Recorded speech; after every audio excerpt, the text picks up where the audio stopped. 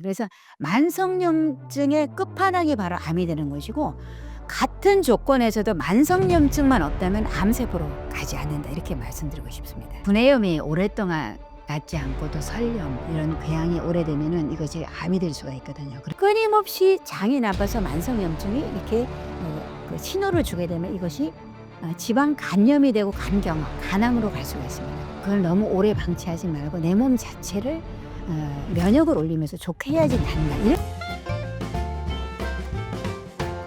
그럼 그 말씀하신 뭐 환경 독소라든지 뭐 스트레스 이런 것들이 우리 몸에 염증을 유발하고 이 염증이 암세포로 만드는데 굉장히 유리하고 좋은 환경이다. 이렇게 이해하면 될까요? 모든 암세포가 생기고 어떤 질환이 생기는 그 기본에는 만성염증이라는 원인이 깔고 있습니다. 그래서 만성염증의 끝판왕이 바로 암이 되는 것이고, 같은 조건에서도 만성염증만 없다면 암세포로 가지 않는다, 이렇게 말씀드리고 싶습니다. 그러니까 이제 만성염증이 진짜 만연화되면은 이게 우리 몸이 더 이상은 버틸 수 없다 하면은 이제 우리 몸의 암세포가 점점 커지고 이게 종양이 된다는 말씀이신 거죠? 네, 요거를 좀 더 구체적으로 말씀을 드리면요. 외부의 세균이나 바이러스나 이물질이 다가오면 이것을 막는 대표적인 세포가 대식세포, 마크로파지라고 말씀드렸는데요. 마크로파지가 두 가지가 있습니다. 마크로파지 M1과 M2가 있는데요. M1은 뭐냐면 외부의 세균이 들어오면 이걸 맞서 싸우는 군사예요. 이거 잡아먹어요. 그래서 대식세포라 그러든, 잡아먹고 싸우고, 그러면 이제 이 처리반이 다 해결되면 나중에 M2가 나와서 요거를 상처를 복구를 시켜요. 그게 M2가 하는 역할이에요. 그런데 내가 면역이 약해요. 그러면 세균이 왔는데 이 마크로파지 M1이 싸우다가 못 싸우고 질질 끌게 되었어요. 그러면 M2가 나와야 되는데, 그래서 이제 나중에는 M1과 M2가 혼재되죠. 그럼 복구시키다 보면 이게 너무 복구시키니까 암세포가 자라나게 되죠. 그래서 마크로파지 M2가 오래되면은 결국은 암세포가 생기는 원인이라고 그렇게 여러 논문에서 말하고 있거든요. 그래서 만성염증이 되면은 결국은 그 세포가 암세포가 될 확률이 높다, 이렇게 말씀드리고 싶습니다. 그럼 그런 것들이 우리가 아까 초반부에 얘기했던 장 건강과도 관련이 있을까요? 네. 여러 암이 있지만 장이 나쁘면 암이 될 확률이 많은데요.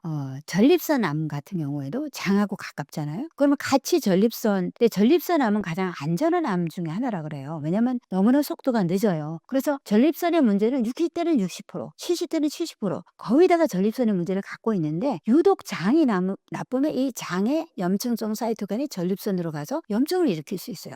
근데 내가 담배를 많이 피우고 폐가 안 좋은데 장이 안 좋으면 폐로 가서 문제를 일으킬 수 있죠. 또 장이 많이 안 좋은데 이것이 간으로 가서 일반적인 그 만성염증이 없다면은 그냥 지방간으로 남아있을 건데, 끊임없이 장이 나빠서 만성염증이 이렇게 그 신호를 주게 되면 이것이 지방 간염이 되고 간경화, 간암으로 갈 수가 있습니다. 그래서 어떤 항암 치료를 하더라도 장 건강은 기본으로 고쳐야지 그것이 좋아지고요. 또 간의 피로, 간 수치가 더 이상 개선이 안 된다 하는 분은 간장약과 더불어서 반드시 유산균을 같이 먹어서 장을 다스려야 간이 좋아진다, 이렇게 생각할 수 있습니다. 또 장 건강이 나쁘면 뭐 아까도 말씀하셨지만 우리 면역력이 나빠진다고 했으니까 네. 그럼 어떻게 악순환이 되는 거네요, 이게 점점. 맞죠. 그러면은 이제 그러다 보니까 이제 사람들이 면역력에 관심을 가지는 거고 면역력을 높이려는 노력들을 하게 되잖아요. 근데 이 면역력이 높으면은 무조건 좋은 건가요? 높을수록 좋은 건가요? 꼭 그런 건 아닙니다. 면역력은 균형이 맞아야 되는데요. 우리 면역을 선천 면역과 후천 면역으로 나눌 수가 있는데요.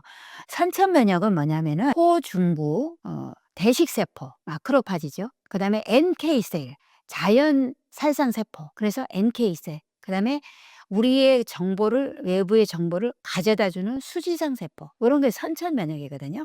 그래서 NK셀도 외부의 세균이 오면은요, 거기다가 퍼포린이라는 것을 이렇게 분해 갖고 구멍을 뚫어요. 그다음에 거기다 그랜자임이라는 것을 주입해 가지고 세포를 녹여서 죽여 버려요. 그렇게 우리의 면역 세포는 대식 세포는 잡아먹고 호중구 나가서 싸우고, 호중구가 나와서 싸우면은 고름이 생기는 거야. 고거를 잡아먹는 게 대식 세포. 우리 면역 세포 굉장히 잘 만들어졌거든요. 그런데 이제 이 선천 면역 전방 부대가 제대로 역할을 하지 못하면 이제 후방 군인을 부르는 게 후천 면역이에요. 후천 면역은 뭐냐면은 T 세포와 B 세포. 그러면 T 세포는 뭐냐면은 세포 독성 T세포. 이거는 이제 나와서 싸워서 잡아먹는 거예요. 그리고 이제 B세포는 항체를 만들고 이렇게 해서 선천 면역이 나오고 선천 면역이 약하면 후천 면역이 나와요.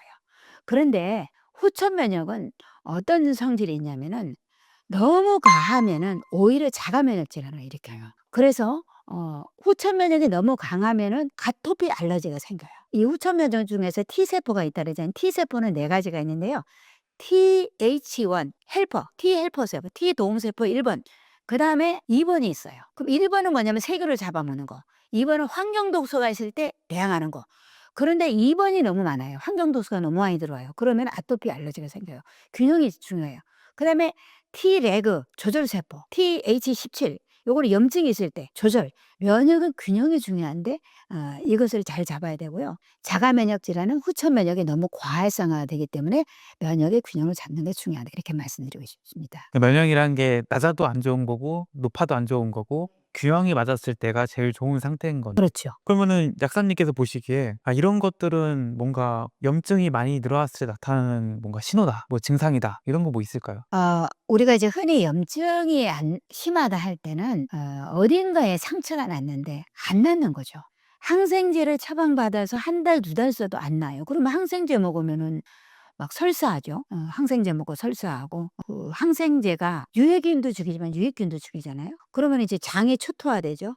그러니까 장기적으로 항생제를 꼭 먹어야 될 사람은 유산균을 꼭 같이 먹어야 돼요. 그리고 항생제 처방을 다 끝난 다음에도 장이 초토화된 다음에 다시 이 무균 상태에서 어떤 균이 들어올 때 유익균보다는 유해균이 먼저 들어와요. 그렇기 때문에 항생제 처방을 마친 다음에도 유산균을 어느 정도 먹어야지 내 장이 빨리 복원되는데 그 기간이 한 2주 정도는 최소한 걸린다 이렇게 볼 수 있어요.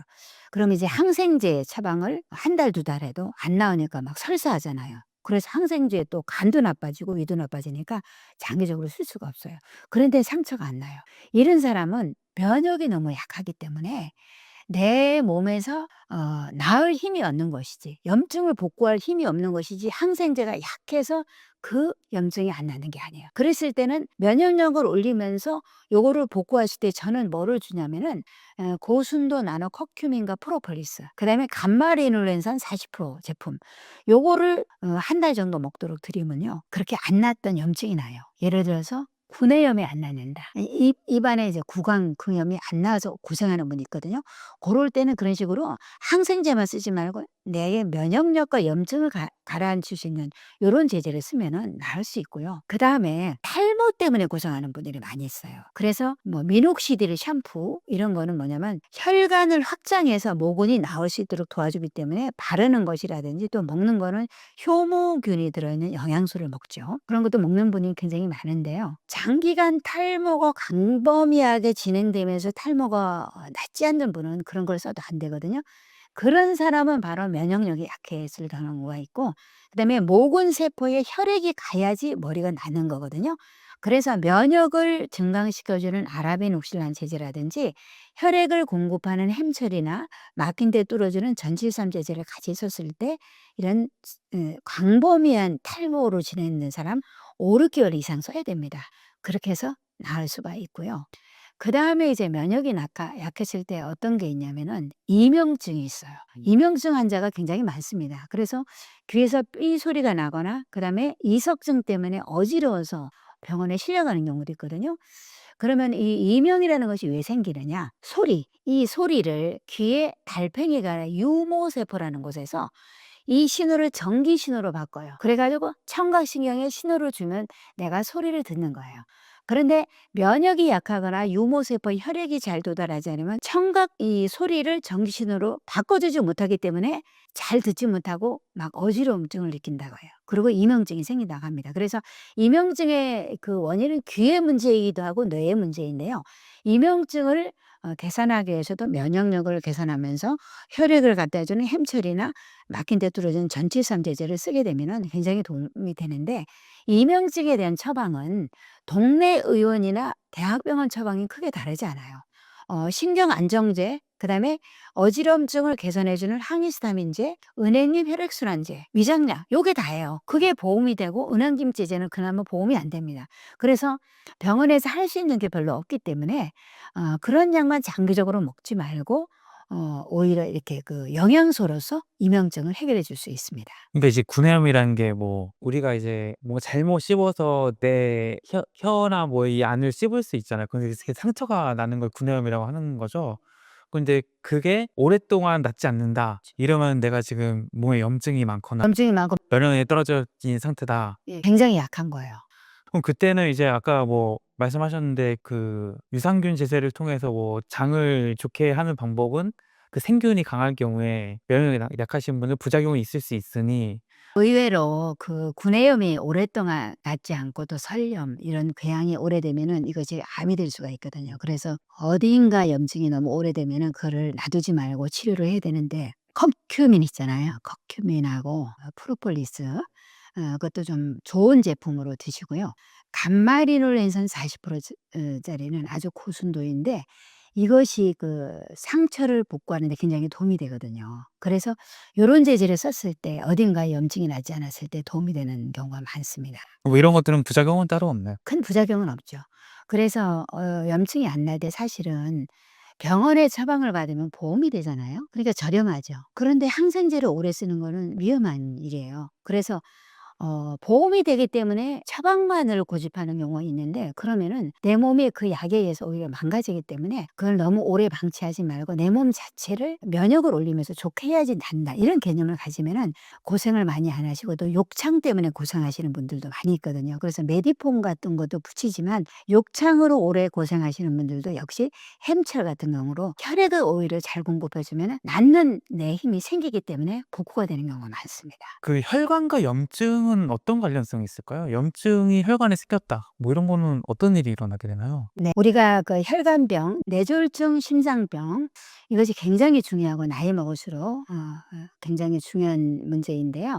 이 혈관 질환의 주 범위를 콜레스테롤이라고 우리가 생각하고 있습니다. 그래서 고지혈증 약을 굉장히 많이 먹고 있는데요. 꼭 그것이 아니고 콜레스테롤은 우리 몸에 해로운 것이 아니고 콜레스테롤이 있어야지 뇌의 인지질을 만들고 기억력을 만들게 되고요. 근육을 만들게 되고 우리 세포벽을 구성하고 굉장히 중요합니다. 그래서 콜레스테롤 약을 너무 장기간 먹게 되면 콜레스테롤 합성을 차단하게 되면은 근육이 약해진다든지 간에 문제가 생길 수도 있습니다. 그런데 이제 이 의사분들은 콜레스테롤 수치가 한 200 정도 정상 수치인데도 계속 오라 하죠. 하여튼 그것이 병을 유지하기 위한 목적인지 아무튼 간에 계속 오라고 합니다.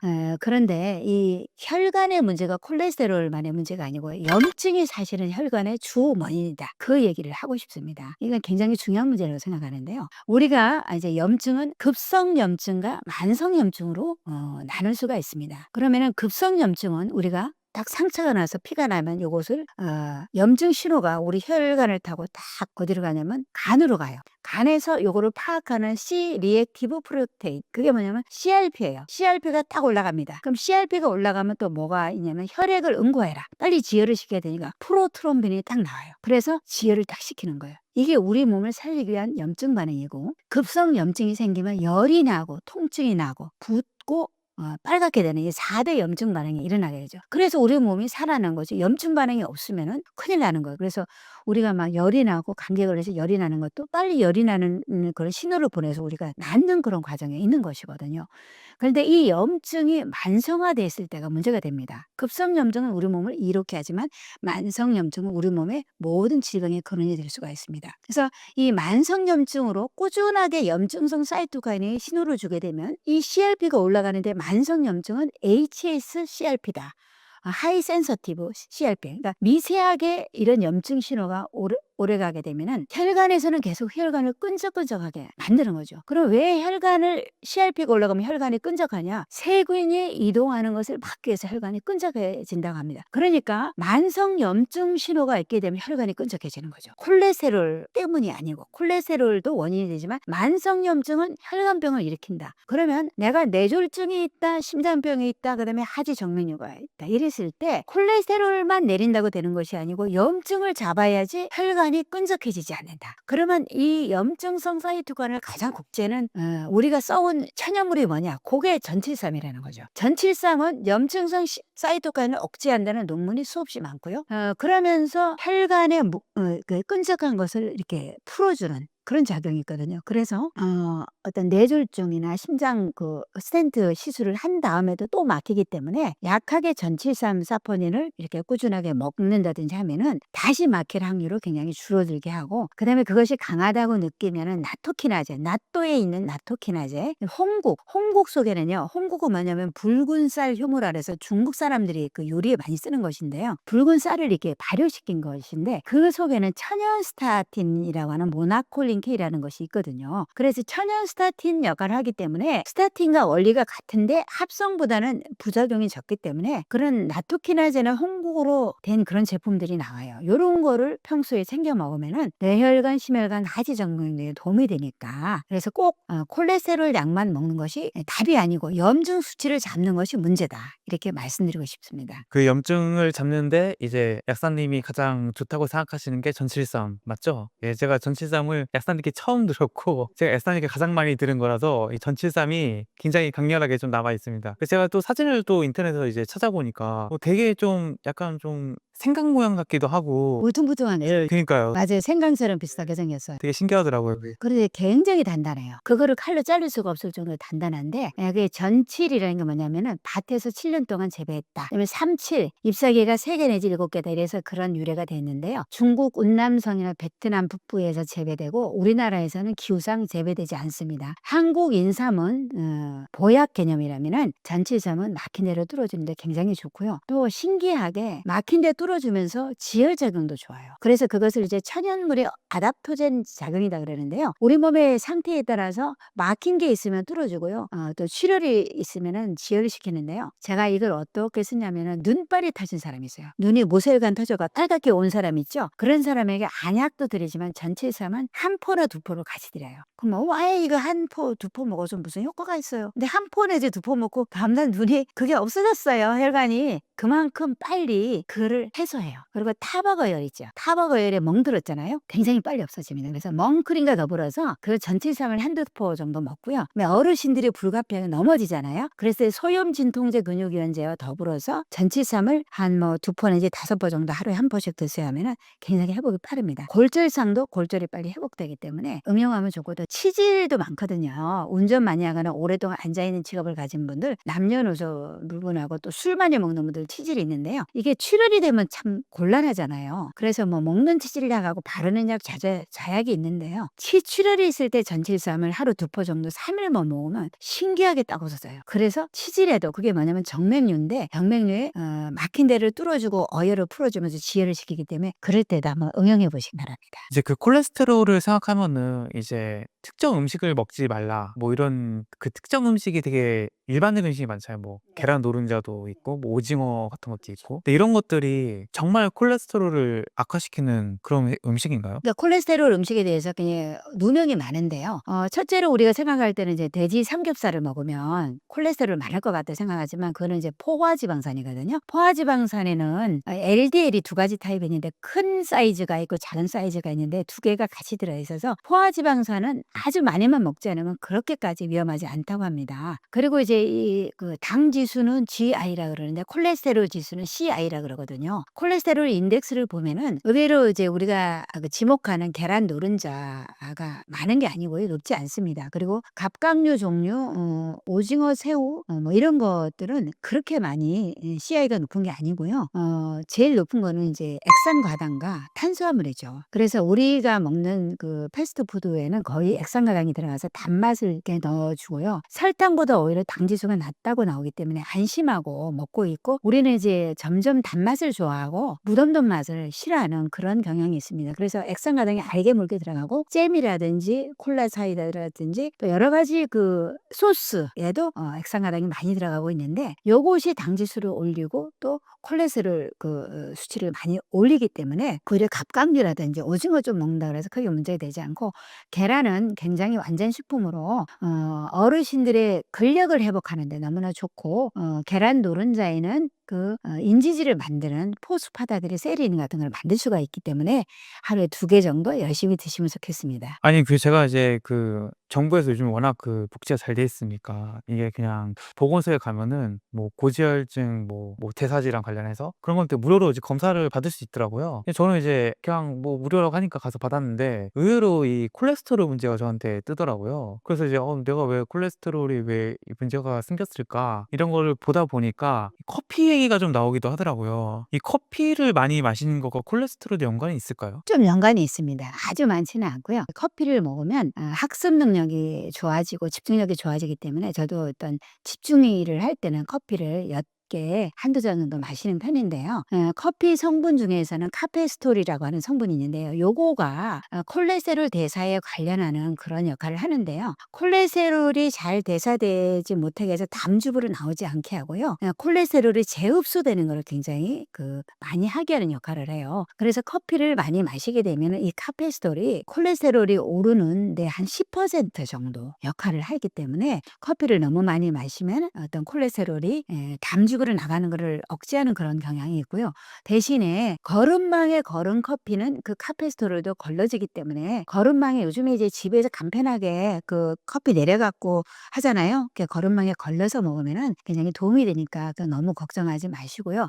너무 많이만 안 마시면 될 것 같습니다. 그리고 이제 갑상선도 굉장히 관련이 있는데요. 갑상선 호르몬이 우리 몸의 체온을 조절하고요. 그다음에 우리의 교감신경인 아드레날린을 나오게 하는데 어떤 조절하는 그런 굉장히 중요한 역할을 해요. 그래서 이제 갑상선 호르몬이 발현되어야지 LDL 콜레스테롤이 이게 수용체가 발현이 되거든요. 그래서 우리가 음식을 먹으면 콜레스테롤을 혈액을 갖고 가다가 우리 조직에서 콜레스테롤 수용체가 있어야지 콜레스테롤이 그 조직으로 들어가서 쓰이는 거예요. 근데 갑상선 호르몬이 적어지게 되면은 LDL 콜레스테롤을 받아주는 수용체가 없기 때문에 혈액에 많은 콜레스테롤이 남아 있어서 콜레스테롤은 조직에 들어가면 아무 문제가 없는데 혈액에 많으면 혈관에 쌓여서 문제가 되기 때문에 혈관에 콜레스테롤이 많은 게 문제가 되는 거죠. 그래서 이제 이 갑상선 기능이 떨어지면은 LDL 콜레스테롤이 많아질 수가 있는데 이 갑상선의 원료 역할을 하는 게 요오드예요. 그리고 이제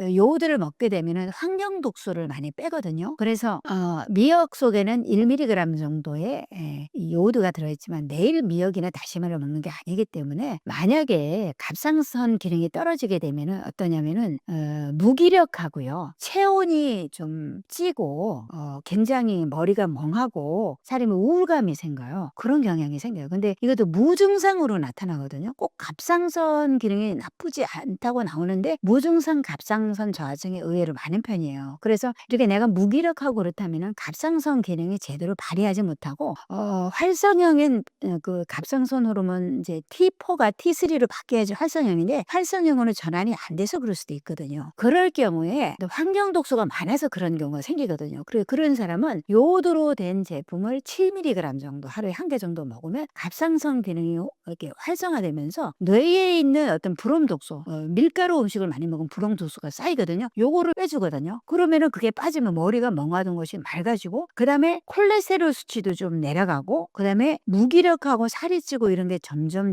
빠져요. 이렇게 되는 데는 한 5-6개월 이상 걸립니다. 그래서 1년 정도 꾸준하게 요오드를 먹게 되면은 자기도 모르게 체중이 좀 빠지면서 사람이 활기가 생기고 그다음에 심장 박동도 잘 조절하기 때문에 그런 것도 조절이 되고 그래서 내가 괜히 추위를 타고 무기력하고 이런 사람들은 이 요오드 제품을 한번 먹었으면 굉장히 도움이 될 것 같습니다.